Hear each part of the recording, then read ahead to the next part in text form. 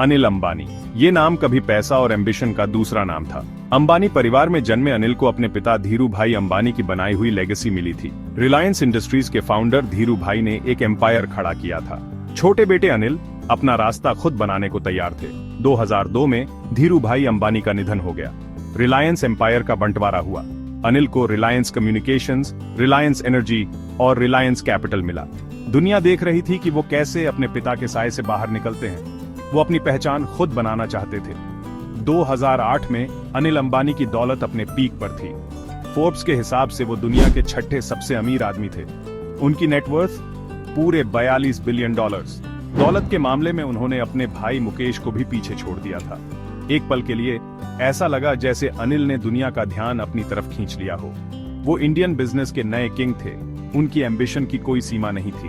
उन्होंने अपने एम्पायर को फैलाने में बिलियंस लगा दिए। टेलीकॉम, पावर, एंटरटेनमेंट, इंफ्रास्ट्रक्चर, उन्हें सब चाहिए था। अनिल अंबानी के शुरुआती सालों में उन्होंने कई बोल्ड मूव्स लिए।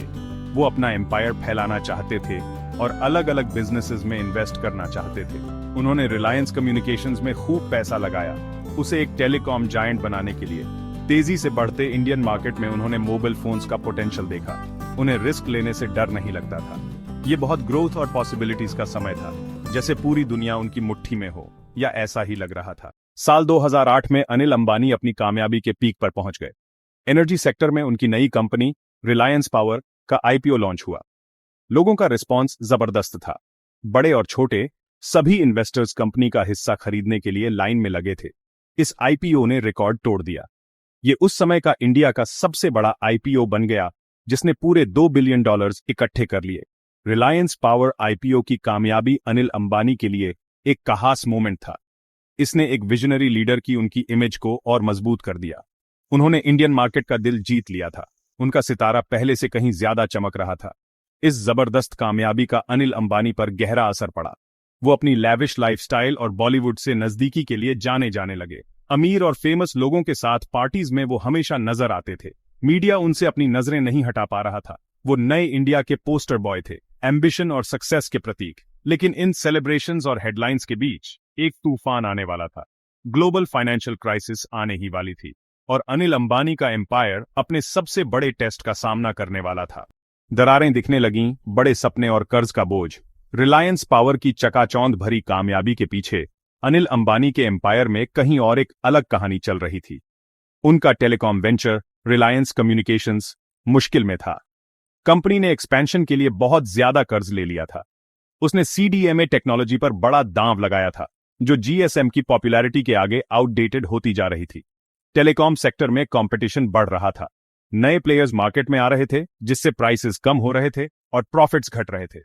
रिलायंस कम्युनिकेशंस मुश्किल में फंस गया था। अनिल अंबानी के बड़े बड़े एक्सपेंशन प्लान्स टेलीकॉम से आगे भी थे।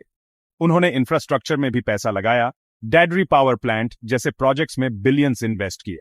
लेकिन जमीन अधिग्रहण और ब्यूरोक्रेटिक हर्डल्स ने प्रोजेक्ट को परेशान किया। देरी होती गई और कॉस्ट बढ़ता गया।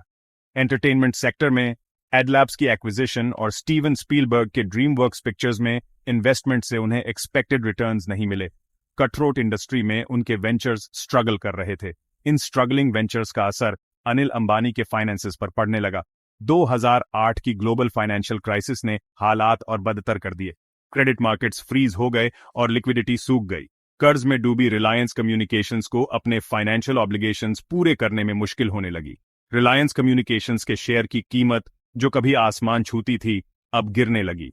इन्वेस्टर्स, जो कभी अनिल अंबानी के माइडस टच के दीवाने थे, अब घबराने लगे थे। उनके एम्पायर में दरारें साफ दिखने लगी थीं। रिलायंस कम्युनिकेशंस का डिक्लाइन एक स्लो मोशन कार क्रैश की तरह था। कंपनी ने सीडीएमए टेक्नोलॉजी पर बड़ा दांव लगाया था, ठीक उसी समय जब मार्केट जीएसएम की तरफ शिफ्ट हो रहा था। ये एक स्ट्रेटेजिक ब्लंडर था जिसकी कंपनी को भारी कीमत चुकानी पड़ी। ज्यादा नेटवर्क कवरेज और जीएसएम ऑपरेटर्स के सस्ते हैंडसेट्स के लालच में सब्सक्राइबर्स सीडीएमए छोड़ रहे थे। रिलायंस कम्युनिकेशन सब्सक्राइबर्स और रेवेन्यू दोनों खो रहा था। हालात सुधारने के लिए बेताब अनिल अंबानी ने लेंडर्स के साथ अपने डेट की टर्म्स रीनेगोशिएट करने की कोशिश की। उन्होंने अपनी पर्सनल वेल्थ कंपनी में लगाई, लेकिन घाटा बढ़ता ही गया। कंपनी डेट और घटते रेवेन्यू के विशेष साइकिल में फंस गई थी। स्थिति बद से बदतर होती जा रही थी। 2010 में अनिल अंबानी ने रिलायंस कम्युनिकेशंस का दूसरे टेलीकॉम ऑपरेटर एयरसेल के साथ मर्जर करने का डील साइन किया।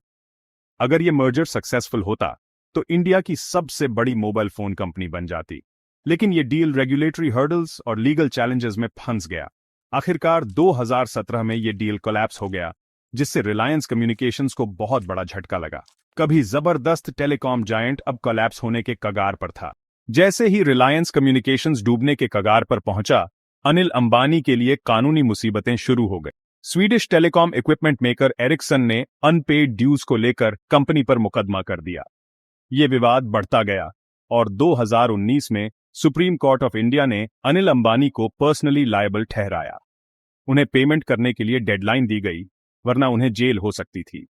कभी रिस्पेक्टेड टाइकून अब जेल जाने के खतरे का सामना कर रहा था।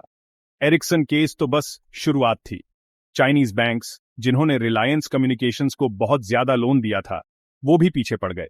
उन्होंने लंदन और न्यूयॉर्क में मुकदमे दायर किए अपना पैसा वापस पाने के लिए। 2020 में एक यूके कोर्ट ने अनिल अंबानी को बैंकरप्ट घोषित कर दिया। उनकी पर्सनल वेल्थ, जो कभी बिलियंस में आंकी जाती थी, खत्म हो गई थी। वो अब हर तरफ से क्रेडिटर्स का सामना कर रहे थे। इन कानूनी लड़ाइयों ने अनिल अंबानी की रेप्यूटेशन को नुकसान पहुंचाया। अब उन्हें वो एस्ट्यूट बिजनेसमैन नहीं माना जाता था जो कभी गलत नहीं हो सकता था।